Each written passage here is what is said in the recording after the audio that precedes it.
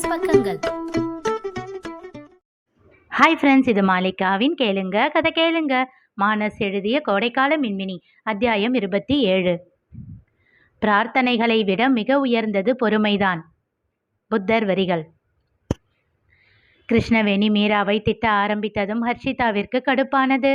மீராவின் செல்போனை எடுத்தவள், அக்கா ஒரு ஃபோன் பண்ணிக்கிறேன் என்றாள். மீரா தலையசைக்க உடனே யாரையோ அழைத்தாள். யார் என்பது போல் மீரா கீர்த்தியை பார்க்க, அவளோ தெரியவில்லை என்பதை போல் தன் தோள்களை குலுக்கினாள். ஹலோ அத்தா, நான் ஹர்ஷி பேசுகிறேன். அதை கேட்ட கிருஷ்ணவேணியின் முகம் கோபத்தில் சிவந்தது. மீராவோ அதிர்ச்சியாக அவளை பார்க்க, கீர்த்தியோ அட்ராசக்க என்று தனக்குள் மெச்சிக்கொண்டாள். சொல்லுடா ஹர்ஷி குட்டி, நாளைக்கு நீங்க ஃப்ரீயா? என்ன வேணும் ஹர்ஷிக்கு என்றான் கொஞ்சலாக. நீங்க ஃபர்ஸ்ட் சொல்லுங்க, அதட்டினாள். ஹர்ஷிக்கு எந்த டைம் அத்தான் வேணுமோ அந்த டைம் ஃப்ரீ தான். அவன் குரல் ஃபோனையும் தாண்டி எல்லோர் காதிலும் விழுந்தது. மீராவின் இதழில் புன்னகை பூத்தது. அவன் கூறியதை கேட்டு பெருமையாக ஒரு முறை தன் பாட்டியின் முகம் பார்த்தாள் ஹர்ஷிதா. பிறகு, கம்மிங் வெட்னஸ்டே எனக்கு செஸ் காம்படிஷன் இருக்கு அத்தான், நீங்கள் செஸ் பிளேயர் தானே, எனக்கு சொல்லிக் கொடுங்க என்றாள். அதுக்கு என்ன, சொல்லி கொடுத்துட்டா போச்சு. எத்தனை மணிக்கு ஹர்ஷி வரீங்க? ஹர்ஷிதா மீராவின் முகம் பார்க்க அவள் விரல்களால் சைகை காட்டினாள். நான் மதியம் 3 மணிக்கு வரேன் அத்தான். ஓ, அக்கா கிட்ட கேட்டாச்சா என்று கேட்டு உரக்க சிரித்தான். அதை கேட்டு திகைத்தாள் கீர்த்தி. ஹர்ஷியோ, சூப்பர் அத்தான், எப்படி கண்டுபிடிச்சிங்க என்றாள்.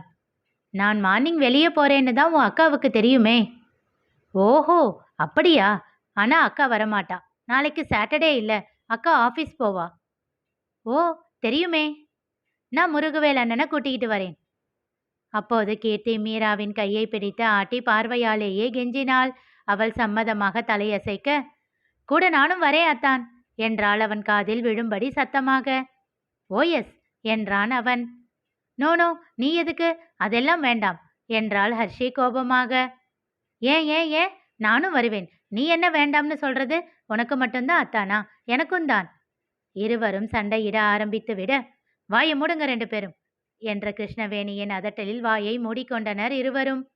மீரா தன் போனை அவசரமாக எடுத்து ரகுவின் அழைப்பை துண்டித்து விட்டாள். அவர் ஏதேனும் பேசி அது ரகுவின் காதில் விழுந்து அவன் வருத்தப்பட்டு விடக்கூடாதே என்று நினைத்தாள். அவள் நினைத்தது சரிதான் என்பது போல் கிருஷ்ணவேணி திட்ட ஆரம்பித்தார். என்ன நினைச்சுக்கிட்டு இருக்கீங்க நீங்க 2 பேரும்? அவன் உங்களுக்கு அத்தான் கிடையாது. நான் என்னைக்கும் ஒத்துக்க மாட்டேன். என்ன மீறி எப்படி அவனுக்கும் மீராவுக்கும் கல்யாணம் பண்ணி வைக்கிறாரு உங்க அப்பான்னு நானும் பார்க்குறேன். அவனை எத்தனை நாளா தெரியும்? எப்படி ஒரு ஆம்பளை பையனை நம்ப முடியும்? நீங்க என்னடானா வயசு பொண்ணுங்க என்கிட்ட ஒரு வார்த்தை கூட கேட்காம அவன் வீட்டுக்கு போக முடிவு பண்றீங்க. அப்புறம் உங்களை பார்த்துக்கன்னு இங்க நான் எதுக்கு இருக்கேன்?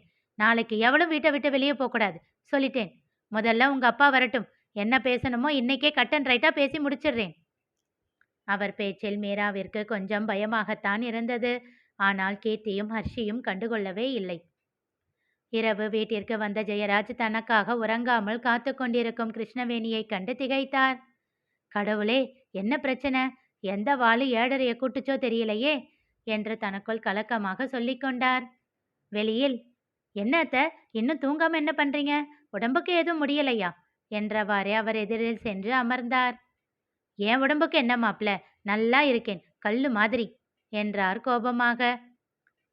அடேங்கப்பா, அனல் காத்து ரொம்ப வேகமா வீசுதே என்று தனக்குள் சொல்லிக் கொண்டவர், சந்தோஷம் அத்தை என்றார் வெளியில். எது எது சந்தோஷம்? நீங்க நல்லா இருக்கீங்கன்னு சொன்னீங்களே அது அத்தை, அப்பாவி போல் கூறினார். என்ன மாப்ள, கிண்டலா? ஐயோ, என்ன அத்தை இப்படி கேட்குறீங்க? நீங்க இந்நேரம் இங்க இருக்கவும் உடம்புக்கு ஏதும் முடியலையோன்னு பதறி போயிட்டேன். அப்படி இல்லைன்னதும் நிம்மதியாகிடுச்சு. அதனால தான் சந்தோஷம்னு சொன்னேன். நான் உங்ககிட்ட பேச தான் வெயிட் பண்ணிக்கிட்டு இருக்கேன். ஓ அப்படியா? இந்நேரத்துக்கு எதுக்கு அத்தை? காலையில் பேசிக்கலாமா? இல்லை மாப்பிள்ள, இப்போவே எனக்கு வெட்டு 1 துண்டு 2ன்னு பதில் வேணும். கேளுங்க அத்தை, தோன்றிய சலிப்பை அடக்கி கொண்டு கூறினார். காலையிலிருந்து ஏற்பட்ட அலைச்சலில் உடலும் மனமும் மிகவும் சோர்வாக இருந்தது. எப்போது வீட்டிற்கு வந்து படுக்கையில் விழுந்து உறங்குவோம் என்று காத்து கொண்டு இருந்தார். இப்போது இவர் பஞ்சாயத்தை வேறு தீர்த்து வைக்க வேண்டுமே என்று அயற்சியாக எண்ணினார். மீராவை அவனுக்கு கட்டி கொடுக்க போறீங்களா? இன்னும் எதுவும் முடிவு பண்ணல அத்தை. இதுல முடிவு பண்ண என்ன இருக்கு? அவன் வேண்டாம். சரி அத்தை, பார்க்கலாம். திரும்பவும் என்ன மாப்பிள பார்க்கலாம்னு சொல்றீங்க? போயும் போயும் ஒரு நொண்டிக்காலன. அத்தை, சட்டென்று கொஞ்சமாக குரல் உயர்த்தினார் ஜெயராஜ். அதில் திகைத்து விட்டார் கிருஷ்ணவேணி. தன் கோபத்தை சமன்படுத்திக் கொண்டு கூறினார் ஜெயராஜ். அத்தை, இங்க பாருங்க. அவனை மீராவுக்கு மாப்பிள்ளையா ஏத்துக்கிறோம், ஏத்துக்கல. அது அடுத்த விஷயம். அவனோட ஊனத்தை படிக்கிற உரிமை நமக்கு இல்ல அத்தை. அவன் திருடனா, கொலைக்காரனா? அதுக்கு அவனை தப்பு சொல்லலாம். பிறப்பால வந்த ஊனத்துக்கு அவன் எப்படி அத்தை பொறுப்பாக முடியும்? அவன் ஊனத்தை பார்க்காதீங்க. அதை தாண்டி எப்படி ஜெயிச்சிருக்கான்னு பாருங்க அத்தை.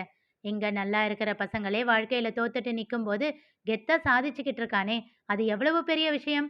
இத்தனைக்கும் அப்பா அம்மா இருந்து வளர்த்திருந்தாலும் பரவாயில்ல. ஒரு ஆசிரமத்துல வளர்ந்து. என்னது, இது வேறயா? எழுந்தே நின்று விட்டார் கிருஷ்ணவேணி. ஆ, ஐயோ, உளறிட்டேனா? தன்னைத்தானே நொந்து கொண்டார் ஜெயராஜ். நீங்க என்ன வேணும்னாலும் சொல்லுங்க. குலம் கோத்திரம் கூட தெரியாத ஒருத்தன் என் பேத்திக்கு மாப்பிள்ளையா வரவே கூடாது. இப்போவே மீராவை கூப்பிட்டு இனி அவனை பார்க்கக்கூடாது, பேசக்கூடாது, பழகக்கூடாதுன்னு சொல்லுங்க. அத்தை, ப்ளீஸ் கொஞ்சம் பொறுமையா இருங்க. நான் அவளுக்கு சொல்லி புரிய வைக்கிறேன். இன்னும் எப்படி மாப்பிள்ளை இப்படி பேசிக்கிட்டு இருக்கீங்க? ம், இது சரி வராது. என் பேச்சுக்கு மதிப்பு இல்லைன்னா நான் ஏன் இங்கே இருக்கணும்? நான் நாளைக்கே டெல்லிக்கு போகிறேன். என் பையன் கூடவே இருந்துக்கிறேன். அதுதான் உங்கள் பொண்ணுங்களும் நல்லா வளர்ந்துட்டாங்களே. இனி என்ன இருக்கு? நான் இருந்தால் மட்டும் என் பேச்சை கேட்குறாங்களா என்ன? நீங்கள் காலையில் ஃப்ளைட்டுக்கே டிக்கெட் அரேஞ்ச் பண்ணுங்க சொல்லிவிட்டு கோபமாக சென்று விட்டார். நெற்றியில் கை வைத்தபடி வருத்தத்தோடு அமர்ந்திருந்தார் ஜெயராஜ். அக்கா அக்கா, கூச்சலிட்டு கொண்டே அறைக்குள் நுழைந்த தங்கைகளை புரியாமல் பார்த்தாள் மீரா. என்ன ஆச்சு? எதுக்கு இப்படி 2 பேரும் ஓடி வர்றீங்க? டாடி வந்துட்டாருக்கா. ஓ, என்றவளின் முகத்தில் சிறு கலக்கம் தென்பட்டது. அக்கா, எதுக்கு இந்த சோக கீதம் என்றவாறே அவளை அணைத்து கொண்டாள் கீர்த்தி. ஆமாக்கா, டாடி சீக்கிரமே ஓகே சொல்லிடுவாரு என்றாள் ஹர்ஷி. எப்படி சொல்ற? இத கேளு, உனக்கே புரியும். ஜெயராஜ் கிருஷ்ணவேணியோடு பேசிக் கொண்டிருந்ததை ரெக்கார்ட் செய்து வைத்திருந்தார்கள் இருவரும். அதை கேட்டவள் முகத்தில் சிறு மலர்ச்சி தோன்றியது. எப்படியும் பாட்டி வத்தி வைப்பாங்கன்னு தெரியும். அதனால தான் நானும் அக்காவும் வெயிட் பண்ணி மறைஞ்சிருந்து அவங்க என்ன பேசுறாங்கன்னு கேட்டோம். இருவரின் கன்னம் கிள்ளி முத்தம் வைத்தாள் மீரா. ஆனா அக்கா, ஒரு பிரச்சனை என்றாள் கீர்த்தி. என்ன பிரச்சனை? நாளைக்கு பாட்டி ஊருக்கு போயிடுவாங்களா? வருத்தத்தோடு கேட்டாள் ஹர்ஷி. கண்கள் சுருக்கி அவளை பார்த்தாள் மீரா. என்ன, இந்த குட்டிக்கு திடீர்னு பாட்டி மேல அவ்வளோ பாசம்? அக்கா, பாசம் எல்லாம் இருக்கு. ஆனா இப்போ நான் ஃபீல் பண்றது அவங்க போறாங்கன்னு இல்லை, போய் எந்த கலகமும் பண்ணிடக்கூடாதுன்னு தான். ஆமா, இவங்க போய் அங்க விஷயத்தை ஓப்பன் பண்ணா அங்க ஒருத்தி இருக்காளே, எனக்கு அப்புறம் பிறந்த பிசாசு, அப்படியே பாட்டியோட குணத்துல அவ என்னென்ன கலகம் பண்ணுவாளோ. 2 பேரும் சேர்ந்து மாமா மைண்டை பிரெயின் வாஷ் பண்ணி, மாமா டேடியை பிரெயின் வாஷ் பண்ணி, அப்புறம் டேடி பெருசா ஆப்பு வச்சா என்ன பண்றது? ஆமா, அதுக்கு தான் 2 பேரும் பயப்படுறோம். புன்னகைத்தாள் மீரா. எப்படியும் இந்நேரத்துக்கு மேல மாமாவுக்கு ஃபோன் பண்ண மாட்டாங்க. காலையில தான் மாமா கிட்ட பேசுவாங்க. ஸோ நைட்டே ஒரு ஆக்டிங்கை போட்டு பாட்டியை இங்கேயே பிடிச்சு வச்சிடணும். மாறி மாறி பேசியவர்கள் நீ வந்து பேசுக்கா என்று இருவரும் கோரஸாக கூற திகைத்தாள் மீரா. அவங்க என்னை பார்த்தாலே கத்த ஆரம்பிச்சிடுவாங்க. நான் மாட்டேன்பா. அப்போ நீ போக்கா.